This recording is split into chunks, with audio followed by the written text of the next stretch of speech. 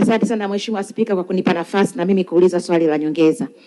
Kwa kuwa mji wa Bagamoyo umeshakuwa rasmi eneo la uwekezaji kutokana na mpango wa maendeleo wa miaka 5 huu mpya, na kwa kuwa kutokana na mazingira mazuri ya uwekezaji na kufanya na serikali ya awamu ya 6 imekuwa ikivutia wawekezaji wengi kutamani kuwekeza katika eneo hilo, na wengi mmekuwa mmeshawakabidhi hati ya kumiliki maeneo.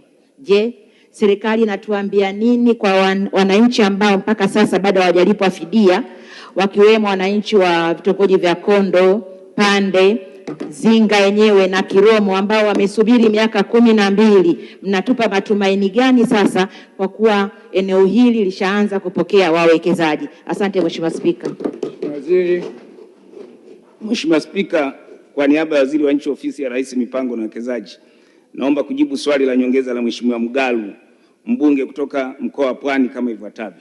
Ni kweli kama serikali tumetenga eneo la Bagamoyo kama eneo maalum kwa ajili ya uwekezaji na tayari tumeshapata wawekezaji, lakini kama serikali tunatambua kuna baadhi ya wananchi bado hawajalipwa fidia, lakini katika bajeti yetu ya mwaka huu serikali imetenga fedha kwa ajili ya kuhakikisha kwamba wale wananchi ambao wanaidai serikali wanaenda kulipwa. Naomba nimhakikishie Mheshimiwa mbunge serikali inaenda kulipa wananchi ile fidia. Asante.